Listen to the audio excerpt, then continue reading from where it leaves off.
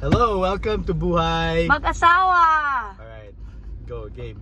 You lead this episode. Abby, I have a question Thank for you to our sponsor Yes? No, Okay. no, not sponsored. Goodbye that. I have a question for you. Since you've been campaigning for BUHAY, I think we want to know, why do you do it? What motivates you? What motivates me? Wow. Thank you for that wonderful question.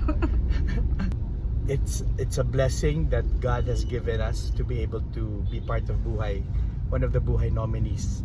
I've been in the part of the board for many years, mga decades na, and supporting whoever the nominees have been. And this time, they asked us to be part of the nominee slate, and I see that as a blessing from God, unexpected blessing from God, to be able to push the advocacy. It's not because of I want to be a politician or a congressman. I've heard so many horror stories and things like that, but it's really to push the advocacy of being pro-God, pro-family, pro-life, because not many people are doing that anymore. Yes, that's right. Wala na sina Sister Pilar and all these other people, the titans of the pro-life cause are gone, and we need to have a new generation, and I want to be part of that generation. Whether we win, we're gonna win. We pray that we win. We're gonna win. You have to be positive. Yes. But I don't know how many seats, but whatever happens, we will continue the pro-life cause. And what motivates me, another thing, is our family. Syempre, we're raising our 5 kids, and we want to raise them in a good way, faith-based. Love God, love family, love life. And syempre, it also, the influences they have from other people, kailangan din natin tignan and really see how we can affect change with the people there. They will be having friendships and other relationships with in the future. So syempre, we raise our kids well, but if they get influenced negatively by others because we did not reach out to them, sa atin din yun. It's also part of our responsibility. Well right? said. Wait, I want more questions. So what have you learned from the campaigns? Maybe also something about yourself that you've been doing, na is one of the many things you've been doing. Anong mga natutunan mo? What we've learned is there are many pro-lifers out there na tahimik lang, that when you tell them about BUHAY and our advocacy, their faces light up, and they're saying, ay, gusto ko yan, because they want that for their family, they want that for their community.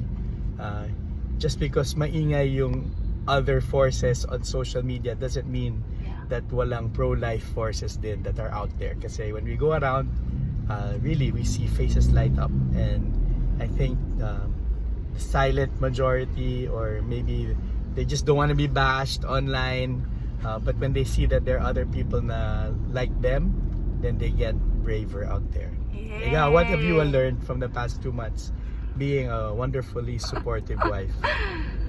Na it's good, and I think this effort is not so alien to us. Kasi nga, well, politics, we don't really go into that. But the advocacy, it's fighting for life, and that's what we've been doing in community. So hindi siya iba. And it's not easy, it's not hard to tell people, oh, please vote BUHAY. So it's really easy to explain. And yeah, it's a different experience. What have you learned about Dami naman yourself? questions. What have you learned about yourself that you never thought you'd do, but you did? No, with missionary background kasi, you go to so many places, meet so many people, eat so much kinds of food, walang tulog, ganyan, walang ligo, and all that stuff. So parang, for the past 20 years being missionary, na-train na tayo for this next phase, and I think this phase is also training us for something in the future. So we don't know what that would be. We have about 30 plus days left to find out what that would be. And he enjoys it, the motorcade. Never thought he'd like it, but he does. It's fun, super fun. If you want to join us, PM lang. PM is the key. Come to our motorcade. It's fun. If you want tarps, let us know. We can send you some stickers, stickers, whatever. We can send you some. Yun. our volunteers can send you some. Thank you for your support. Thank you for being with us for the past 2 month. months na. More than 2 2 months months. na pala. Yeah. Yeah, what an interesting question. Okay. Okay, More that's to it. come. Thank you for joining us today. Bye. God bless. Like, subscribe.